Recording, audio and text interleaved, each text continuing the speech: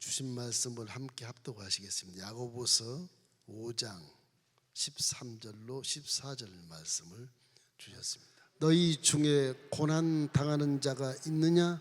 그는 기도할 것이요 즐거워하는 자가 있느냐? 그는 찬송할지니라. 너희 중에 병든 자가 있느냐? 그는 교회의 장로들을 청할 것이요 그들은 주의 이름으로 기름을 바르며 그를 위하여 기도할지니라. 기도하고 찬양하라는 말씀입니다. 우리 인생 살아감에 있어서 가장 중요한 것은 기도할 대상이 누군가, 찬양할 대상이 누군가, 그것이 가장 중요해요. 왜냐하면 우리는 피조물이라는 사실을 항상 기억해야 됩니다.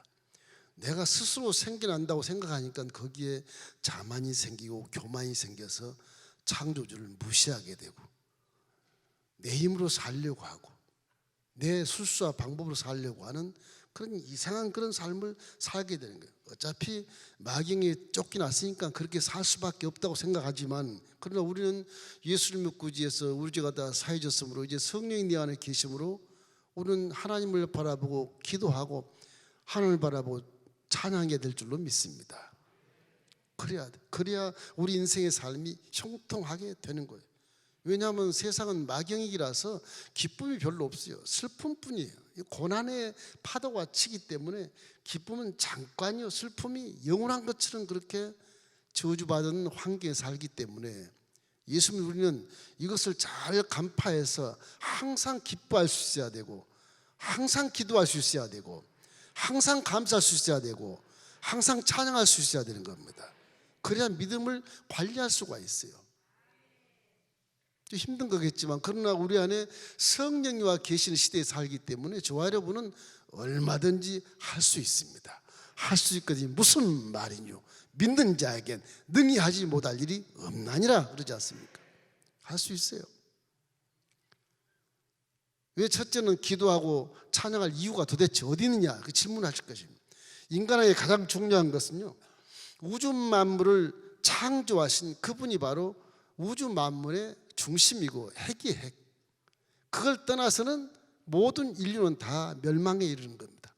모든 피조물도 다 절망에 처하게 되는 것이죠. 이렇기 때문에 영적인 세계나 물질적인 세계에서도 어떤 영역에서도 얼마나 하나님을 알고 하나님 중심으로 움직이냐에 따라서 우주의 운명이 걸려있고 내 인생의 운명도 걸려있는 것이거든요.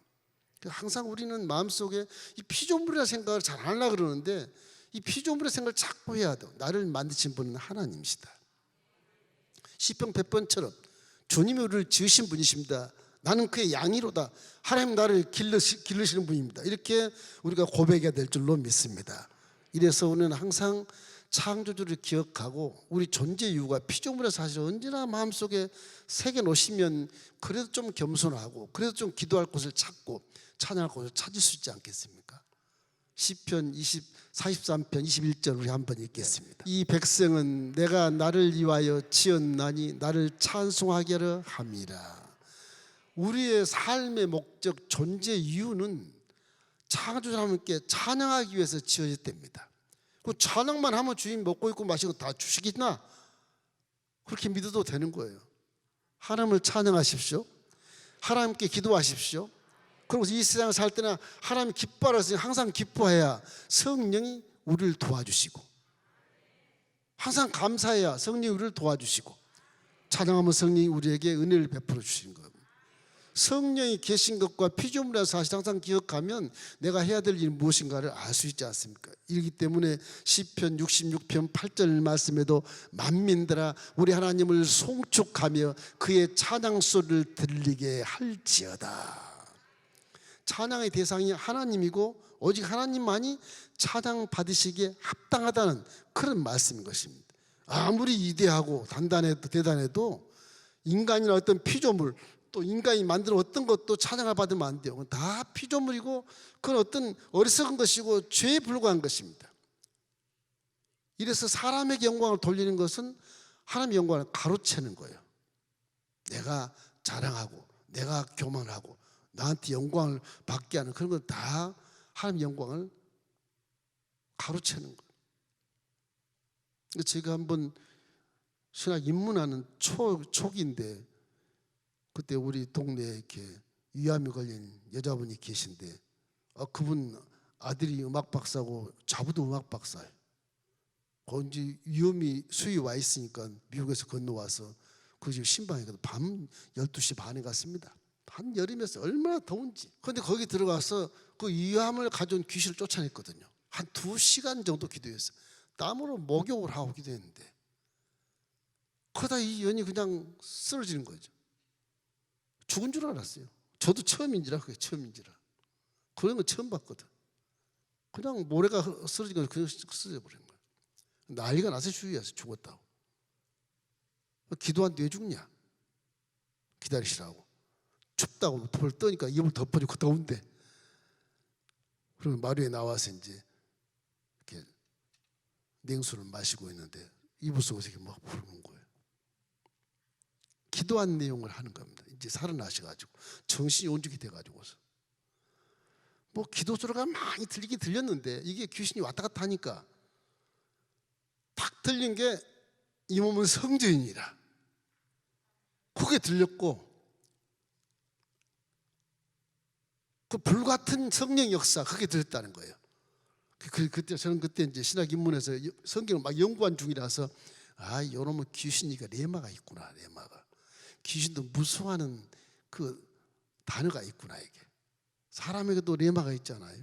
내 마음에 탁 맞는 내 가슴에 딱 꽂혀지는 그거 평생 안 잊어지잖아요. 그 금성은 안 잊어지잖아요. 그걸 한번 꽂히면 그냥 귀신이 그냥 즉사 나가는 거예요. 그냥 그 질병이 나왔어요. 완전히 나왔어요. 그래가지고 거기에 그날 한 5명쯤 가서 우리 지금 장로님이시면 김석균 장로님하고 한 5분이 가서 기도를 했었는데 이 끝나서 이제 더우니까 이제 냉수 또 마시면서 이제 가겠다 우리 서니까 그 미국에서 오신 그 음악 박사 2분이 뭐 전화번호 달라고 그러면 막 그래요. 그러지 마시라고. 왜 내 전화 왜 달라 그러냐고. 또 기도 부탁 좀 하려고 그럼 지역자문 통해서 하십시오. 전화번호 안 줬어요. 내가 쫓는 것이 아니라 하나님이 이 12시 밤에 그 더운 때 여름에 나를 불러서 하시는데 가깝게 있어서 나를 불러서 귀신을 쫓은 것이니까 저에게 이렇게 고민하지 말고 지역자문을 통해서 이렇게 연락하시면 제가 또 와서 기도하겠습니다. 그렇게 왔거든요. 그게 이제 신학도니까 그래도 그만큼은 알죠. 이 평신도에 대한 부분 수준에 보면 모르니까 성경을 다 모르니까 이걸 연구하는 가르치는 경우가 참 많아요. 내가 치료해서 내가 안수하면 가. 우리 교인들도 그런 분이 가끔 있어요. 내가 기도하면 그대로 응답돼. 나 무시하지 마. 겁도 주는 분도 계시고 그러더라고. 요즘에는 그런 분 없어. 저 밑에 있을 때 그랬어요. 저 밑에 있을 때. 지금은 성도가 많이 성장해가지고서 그런 말 안 하더라고요. 그래서 사람에게 영광을 돌리는 것은 하나님의 영광을 가르치는 것이라는 거 항상 기억하십시오. 내가 막 잘하면 와 우리 누구 훌륭하시다고 와 뭐 그렇게 하는 것도 별로 하나님 보기에는 별로 안 좋아요. 그 하나님께 영광을 돌리십시오. 하나님 저분이 저런 일을 하시는데 영광을 받으십시오. 그분을 칭찬할 게 아니고 민목사를 칭찬할 게 아니고 하나님께 영광 받으시라고 그렇게 기도하는 것이 훨씬 좋습니다. 그때 와서 우리는 피조물 사실 항상 기억하고 창조주 하나님께 찬양해야 된다고 하는 것을 언제나 마음속에 새기셔야 돼요. 그분을 믿지 않으면 그분의 말씀으로 믿는 것이거든요. 그분은 생명이시고 이 세상의 주관자시고 통치자시고 창조주이기 때문에 우리가 그 앞에 무릎을 꿇고 엎드려서 찬양하고 기도하는 거예요. 그렇지 않으면 그럴 이유가 전혀 없잖아요. 이러므로 주님이 주신 십자가 대속의 은혜를 통해서 그 창조주 하나님이 우리를 자녀 삼아준 것에 대한 감동과 감격으로 언제나 하나님을 바라보고 십자가를 바라보고 하나님께 엎드려 꿇어서 겸손한 마음으로 기도하고 감사함으로 기도하고 내 상황이 어떻든 간에 범사에 감사 기도를 많이 하신 게 좋습니다. 하나님은 전쟁하시면 무슨 일이든 할 수 있으니까 그걸 믿는 게 믿음 아니겠어요? 그 믿는 게 내가 지금 어려움 당하고 나는 어디 계셔 그런 게 아니라 하나님 다 보고 계셔요. 그렇게 알든 못하든 찬송하지 않고 기도하지 않는 사람은 자신의 근본을 모르는 사람이에요. 내 근본을 모르는 사람은 생명길을 저버리는 그런 사람이라고 성경은 말하고 있거든요. 내가 지금 사는데 근본을 모르면 어떻게 살아요? 창조주를 만났으면 나는 하나님의 자녀구나. 이 근본을 알아야 하나님을 경외하고 기도하고 찬송할 수 있고 구할 수 있죠. 그런 것입니다. 이런 예배에 참여하는 것도 다 그런 의미에서 예배에 참여하는 것을 하나님 기뻐하시는 것이거든요. 오늘 금요 저녁 집회에 참여한 여러분에게 복이 있을지어다. 그 다음 여기 보면 어려울 때 겸손히 기도해야 한다고 말하는 것입니다. 우리는 세상에 살면서 다가오는 어떤 고난과 이런 슬픔 앞에 원망을 많이 해요. 그죠? 따지고 신이 어디 계시냐 따지기도 하고. 근데 언제나 겸손히 엎드려 기도하는 것도 내가 피조물한 사실을 기억하면 무슨 일을 만나도 원망하지 않습니다. 불평할 이유가 없어요. 그냥 바짝 엎드려서 눈 감고 기도하면 하나님 나를 깨닫게 만들어 주세요. 그 깨달음이 이 고난보다 훨씬 중요한 거예요. 깨달음이. 그 깨달음을 한번 받으면 일평생을 그런 고난에 처하지 못해요. 거기서 승리의 어떤 방법이나 근거를 알게 되기 때문에 기도하면 여러분 많이 깨닫게 되는 것입니다. 기도하지 않은 게 깨닫지 못해서 다시 재범하고 또 회개하고 신앙이 자라지 않는 거예요. 기도를 많이 한 자가 승리예요, 여러분. 세상에 복을 받기 위해서는요, 기도를 많이 하는 자가 승리하는 것입니다. 머리치에 그 상관없어요. 하나님 기도한 자를 승리하게 하세요. 야고보서 5장 13절 너희 중에 고난 당하는 자가 있느냐? 그는 기도할 것이요. 그렇게 말씀하시거든요. 고난 당하면 무조건 기도로 가십시오. 사람 찾아가지 말고 도급자 찾아가지 말고 기도를 먼저 기도를 하면 거기서 내가 깨달음이 올 때 그 깨달음을 알고 나면 사람 안 찾아가요. 회개하지. 틀림없어요. 그건요. 내가 잘못한 게 뭐 있어? 나도 해봤거든. 수천 번 해봤거든. 기도하면 잘못한 게 있어. 여기 틀림없이 없는 것 같아. 있더라고. 나 그래서 기도하면 영성이 깊어질 뿐만 아니라 많은 것을 깨달아서 사도 바울처럼 나는 일체의 비결을 배웠노라. 그러고 나서 내게 능력 주신 자 안에서만 내가 모든 것을 할 수 있다. 나는 못해. 그렇게 깨닫게 되는 거예요. 그런 깨달음은 다 기도로서 와요. 배워서 영특해서 지혜가 좋아서 그렇지가 않아요. IQ가 좋아서 그렇지 않아요. 믿음은요, 기도하면 주님이 깨닫게 만들어 주세요. 기도를 의식과 행색으로 하지 말고 진실성 있게 기도하시길 주의 이름으로 축원합니다. 고난은요, 어떻게 보면 인간을 성숙케 하는 촉진제와 같은 거예요. 많이 고난 때문에 기도를 하니까, 고난 때문에 기도하는 자가 어디 있어요? 이 사람 저 사람 차에다가 그래도 안 되면 기도하게 되잖아요. 어떤 신이 됐든 간에. 그것이 이제 인간을 성숙케 하는 하나의 깨달음을 가지고 성장하게 하고 이렇게 앞으로 전진하게 하는 촉진제가 되는 것입니다. 그래서 고난을 겪으면 항상 사람이 겸손하게 되고요, 창조주를 바라보게 되고요, 자신의 한계를 이렇게 깨닫게 돼. 나는 여기밖에 안 되는구나. 한 7년을 싸웠더니 하나님 한 번도 내가 이길 수 없구나. 7년을 싸워도 맨날 내가 지고 맨날 내가 눈물 뿌리고 그리고 뒷걸음치고 그냥 무릎 꿇고 잘못되고 용서를 구하고 그러고 끝나는구나. 이거. 한계를 알아버리면은 다시는 하나님과 이렇게 대적하지 않고 불평하지 않고 원망하지 않고 따지지 않아요. 그만큼 성숙되어 있다는 거죠. 그만큼 많은 경험 속에서 지혜가 있게 되는 거예요. 그러고 나면 나중에 무슨 일을 만날 때 뒤에 있는 목적지를 훤히 보여요. 훤히 보여요. 금식 안 해도 보여요. 그게요. 모를 땐 금식했는데 말을 깨닫고 난 데 보면 고난이 앞에 다가올 때 저 뒤에 있는 게 딱 보여요. 목적이 딱 보여요. 금식 안 해도 저건 쫓아낼 수 있고 금식 안 해도 뛰어넘을 수도 있고 그런 영성이 생기더라고요. 기도가 얼마나 중요한지 몰라요. 기독교는 기도로 응답받지만 기독교는 기도로서 많은 깨달음을 받습니다.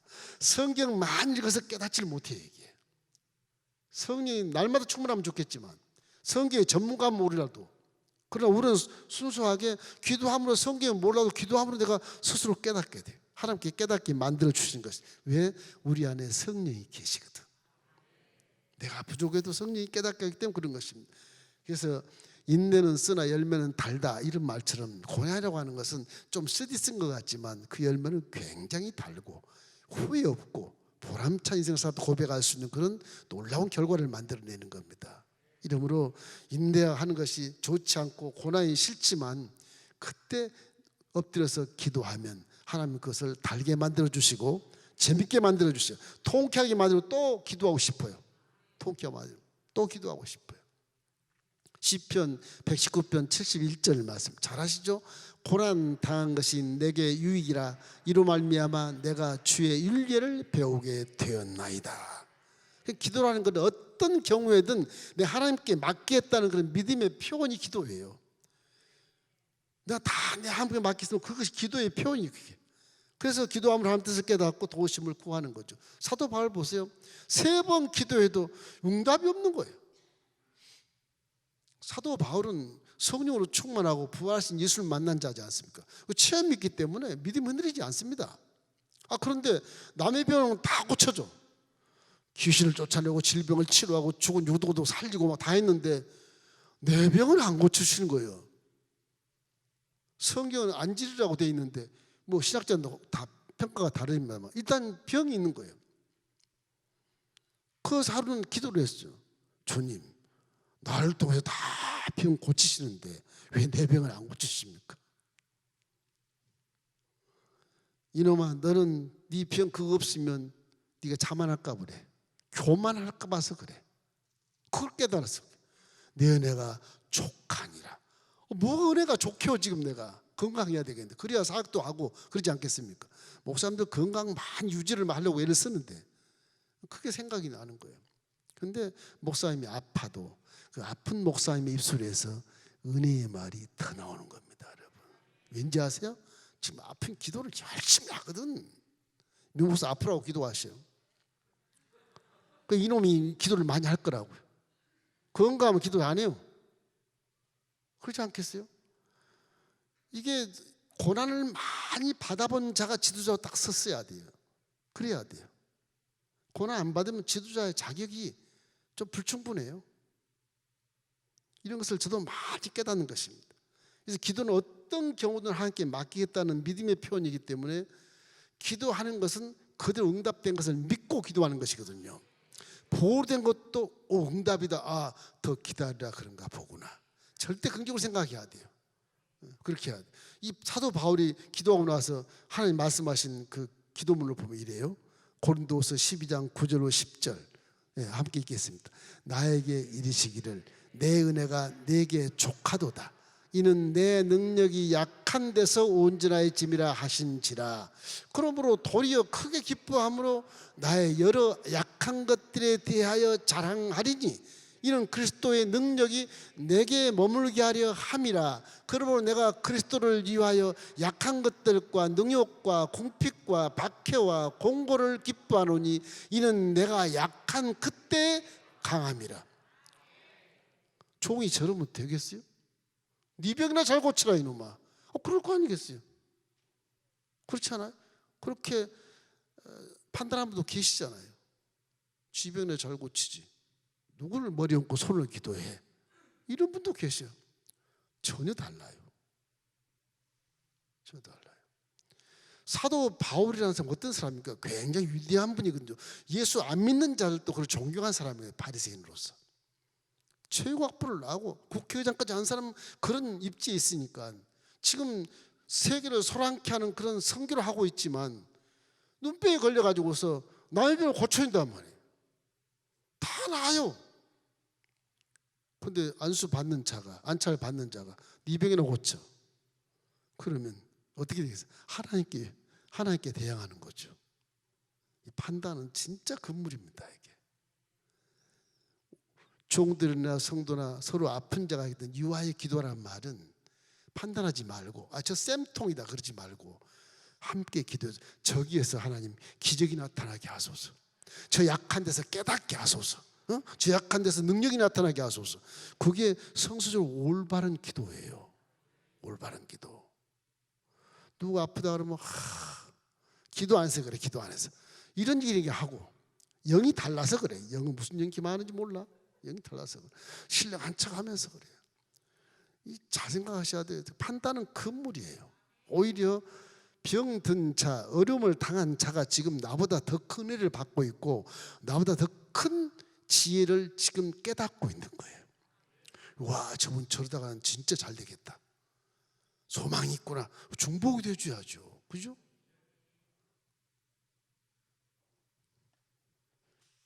물질 세계에 사는 사람들은 현상만 보고 이렇게 판단하지만 사도 바울의 이런 은혜를 받고 보면 3번 기도해서 거절하신 의미를 굉장히 깊이 생각해야 돼.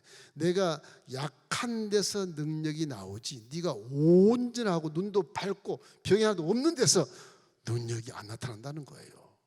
그건 네가 하는 거라는 거예요. 교만아. 아주 그냥 쇠리하고 약하고 병들고 아무도 못할 것 같은데 기도만 하는 자, 이 기도만 하는 자, 그 사람이 하나님 사용한다는 거예요. 그러니까 겸손하고 좀 병들고 문제가 있는 자를 더 무서워할 줄 알아야 돼. 그분이 기도하면 하나님 사용하거든. 그거 한다니까요. 온전한 사람보다. 현실로 말하면 장애인이 비장애인보다 훨씬 더 하나님 더 사용한다는 것을 알게 되시기를 주의 이름으로 축원합니다. 그 장애인 무시하지 마세요. 그분들은 여러분 기도보다 엄청난 기도를 더 많이 해요. 기도 많이 한 자가 이깁니다, 여러분. 판단은 절대 금물이에요. 약할 때 예수님의 능력이 내 자신 안에 머물게 되었다는 그거 하나로 사도 바울이 은혜를 받았어. 와, 은혜가 족하다. 은혜가 족합니다. 이제 난 약한 것만 자랑하겠습니다. 그렇게 나오는 거죠. 궁핍과 공고와 핍박도 그것만 내 자랑할게요. 그래서 빌립보서 보면 내가 강의 영과 산의 영과 유대인의 영과 헬라인의 영과 이방인의 영 다 하고 내가 배고픔과 궁핍함과 배부름을 다 처해봤으니 나 일체의 비결을 배웠다. 그리고 내게 일자 안에서 내가 모든 것을 할 수 있었다. 그렇게 고백하잖아요. 그러니까 바울은 약한 것 때문에 내가 이렇게 하나님 날 사용했다고 생각해요. 그냥 그저 겸손입니다. 그저 겸손. 그리스도의 마음이 내 속에 있다고 생각하는 것이죠. 참, 이래서 더 약한 것 때문에 더 강하게 되고 그 약한 것 때문에 사명도 감당할 수 있었다고 고백하거든요. 나된 것은 그리스도의 은혜라고 그러는 거죠. 모든 것이 은혜라면 우리 건전한 사람들 다 뭐 그냥 소외되고 뭐 핍박받고 병들고 문제받고 이 사람은 그냥 스스럼없이 그냥 이렇게 여기지만 오히려 그분들을 통해서 하나님이 역사를 하는 거예요. 기도를 하니까. 기도할 수 있는 단계가 돼 있잖아요. 우리는 온전히 기도할 단계 안 돼 있어. 지금 하라 그러니까 하는 것이고, 중보합시다 하면 대충 형식으로 하는 것이고. 그래서 예배라고 하는 것은 신령과 진정으로 하는 거예요. 그 예배가 잘못될 때는 문제를 줘요. 그럼 신령하게 기도가 신령하게 나와요. 저도 그래요. 마음에 좀 뭐 섭섭하겠다고 뭐 하다가 나중에 하나님 그런 걸 주셔. 섭섭함을 주면 그러면 그 놓고 기도하는 거야. 막 좋을 때는 기도 안 해. 사람이 참 청개구리 같이 그래요. 자, 3번째는 즐거울 때 찬양하라고 그랬잖아요. 고난 중에는 기도를 반드시 하고 더욱 기도하라고 했어요. 더욱 기도하고 즐거울 때는 찬양하라는 말이에요. 즐거울 때는 형통하다는 얘기거든요. 좋을 때 찬양만 하는데 그 의미가 찬양의 의미가 있질 않아요. 너무 즐겁다 보면 그게 자만하게 되고 나를 자랑하게 되고 교만하게 되기 때문에 그래요. 그래서 제가 항상 그러잖아요. 잘 될 때 기도합시다. 잘 될 때 금식합시다. 그러니까 그게 다 그런 겁니다. 즐거울 때 찬양 누가 못하겠어요? 하는데 찬양 이상으로 가. 자랑하고 자만하고 교만해서 그때 마귀가 탁 틈을 타면 거꾸로지는 거예요. 거꾸로지는 거예요. 사람은요, 이게 뭐 천년만 살 것 같지만 그렇지 않아요. 양지가 뒤바뀔 때가 얼마나 많은지 몰라요. 그걸 통해 사람은 다 깨닫게 하시는 거거든요. 예수는 항상 즐거우고 평안할 때 나태하지 말고 무사한 일주로 빠지지 말고 지금처럼 집에서 그냥 누워서 같이 예배드리고 그러지 말고 그 무사한 일주 그게. 그런데 빠지면 결국 그때 유혹에 넘어가서 결국 하나님과 관계가 깨질 수 있어요. 마귀가 틈을 타게 돼 있거든. 평안하다. 편안하다. 졸고 자며 듣고 졸고 자고 자자고. 그래서 결국은 하나님께서 떠나는 그런 것도 있지 않습니까? 즐거움이 어떻게 보면 우리에게 힘도 주기도 하지만 그것이 마귀가 틈을 쌓을 수 있는 좋은 기회라는 것을 잊지 말기를 주의 이름으로 축원합니다. 만사 형통할 때 좀 열심히 우리 교회 봐도 열심히 기도하고 찬송하고 봉사하는 사람도 어느 날 갑자기 만사 형통하면 그냥 신앙 열정이 탁 식어져 버려요. 나 다 해봤어. 그리고 그냥 주일날만 와, 주일만. 그렇게 봉사 열심히 하던 분이 종이 마음이 아파요. 그때 저 어떡하라고 저런가 싶어요. 그뿐이겠습니까? 열심히 신앙생활 하다가 승진하면 또 기도도 안 해. 승진하라고 막 기도 중복도 시키고 막 해달라고 그래. 그러다가 승진하면 딱 기도 안 해. 그다음부터 대학 입시도 단예기도 딱 하다가 딱 끊어. 그 잘못하면 불신자들이 봤을 때 그게 기복신앙이라고 생각할 수 있어요. 평소에 우리가 항상 하나님께 기도하고 찬양해야 되지 않겠습니까? 사람이 가난에 살다 돈 벌면 하나님을 떠나지 않습니까? 신기해요. 그게 사람이라는 존재가 피조물이기 때문에 그렇습니다.